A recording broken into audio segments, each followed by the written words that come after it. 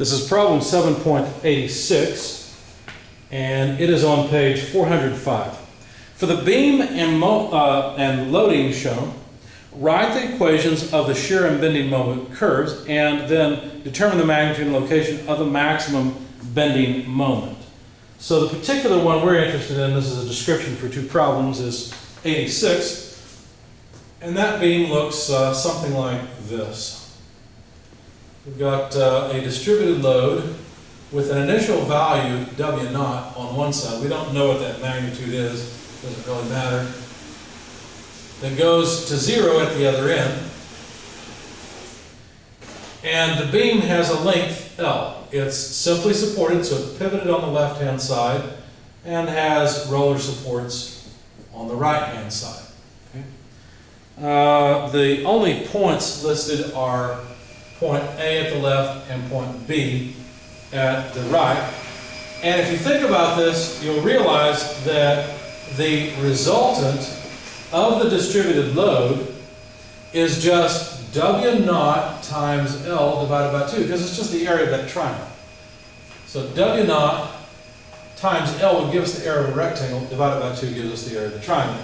And this, of course, acts at L over 3, because the centroid of the triangle is at L over 3. Okay, so there's 2/3 L and so on and so forth. So anyway, that's where in fact, let's draw this a different way. If we draw the beam again, I'll tell you what, let's do it like this.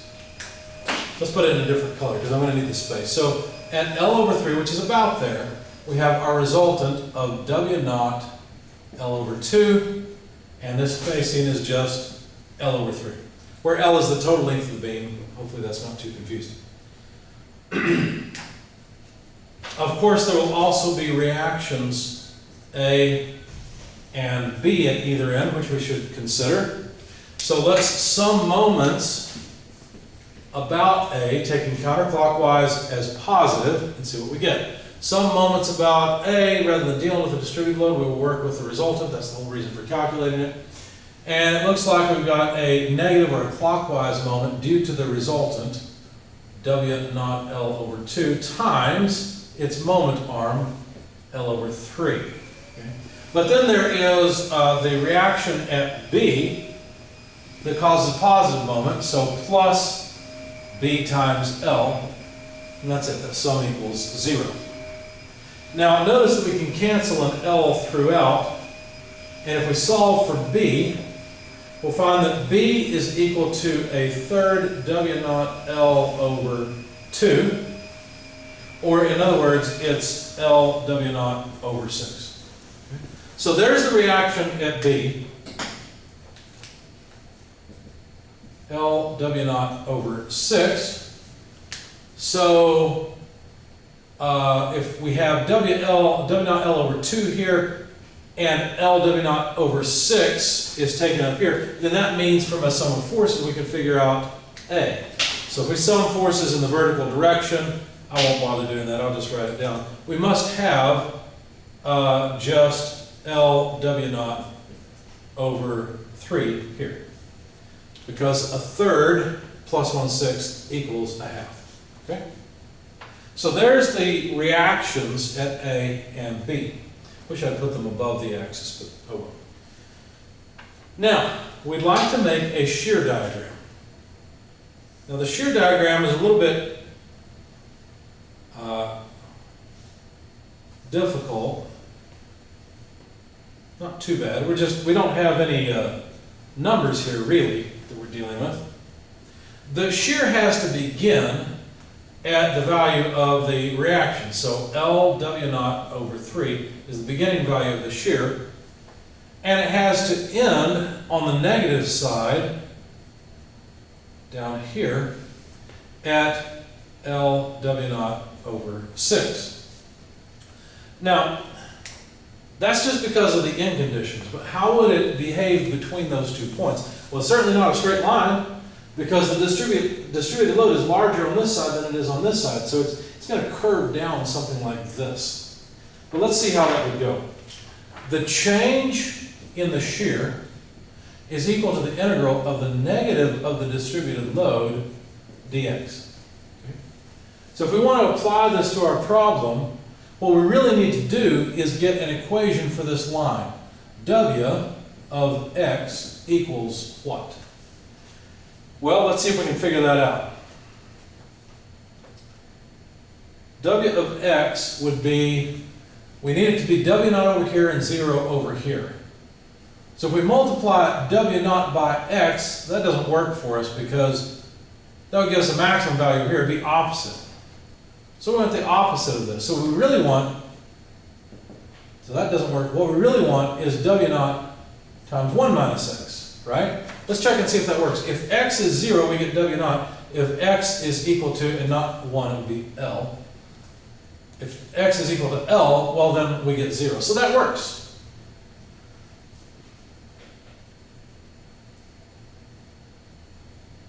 Now I can, let me make sure I haven't made a mistake here. Oh, this won't work because I get W naught L, don't I? Okay, so divide the whole thing by L. There we go. So on this end, if I plug in x equals 0, now we get W naught, not W naught times L. So this is W naught times L over L is 1 minus x over L. That's better. So if we plug in x equal to L, sure enough, 1 minus 1 is 0, we get 0. There we go. So there's the functional form of this equation. So the integral from 0 to some value of x, since we need to know the change in the shear along the entire path, is negative W of x, but W of x is just W naught times 1 minus x over L dx. Notice this W changes, right? It doesn't remain constant. It decreases as we move along. So really this W is a function of x. And then we've already found what that function is. Okay? So let's integrate it to some arbitrary position x and see what happens. All right, so this is just a sum, integration from 0 to x of negative W naught, that's that product, plus W naught x over L dx. So we can break that up into two integrals. And so we'd have what? Negative W naught x plus W naught over L x squared over 2 evaluated from 0 to x. Of course, that will end up just being negative W naught x plus W naught x squared over 2L. I want to write it just a little bit differently than that. I want to factor out the W naught. So the change in the shear is equal to W naught times x squared over 2L less x. Now that's the change in the shear. Notice the shear begins at LW naught over 3. So the shear as a function of position would be the initial shear plus the change in the shear. Now, and that would allow us to say what the shear is at any point x along the length of the beam. Well, then the initial shear is just LW naught over 3. The change in shear we've got above, W naught x squared over 2L. I guess I'll break this up again. Minus W naught x. So this is a parabola, okay? So if we simplify it just a little bit, we can draw the parabola. I drew it on a graphing calculator. It crosses the x-axis at about 45%, something like that, and just goes down, something like this. The equation of the line is just right here. This is right in standard form with the highest power first.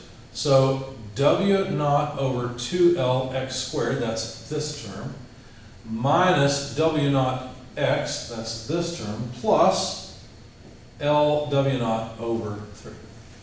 Okay? So that's V of x. And we can check, look, if we plug in x equals 0, sure enough, we get this. If you plug in x equal to L, the length of the beam, then you get LW naught over 6, and I'll leave it to you to prove that to yourself. Leave it to you to verify. The next thing to do is to draw the moment diagram. Now the moment diagram really, the change in the moment diagram is determined by the shear diagram, but adding up area beneath curves will be difficult. Now we'll have to actually integrate, whereas before we've used geometry to solve this. So there's a similar equation for the moment. The change in the moment equals the integral of the shear. Not the integral of the negative shear, but the integral of the shear. What does the moment begin at? Well, it looks like it begins at 0 to me. There's no external moment. So the change in the moment, if I want to find it, all I've got to do is integrate from 0 to some point x, and that will actually give me, in this case, the moment as a function of x. That's not always the case. Really, the real way to do this is to say that just like here, the moment as a function of position is the initial moment plus the change in the moment. It just so happens in our case, the initial moment is 0. So that's what we're doing. So that's the reason that when we integrate this, we'll end up with the moment as a function of x itself. So what do I need to do? Well, I need to integrate from 0 to x, v of x, but v of x is this big long mess. So it's w naught over 2l x squared minus w naught x plus l w naught over 3 dx. Okay.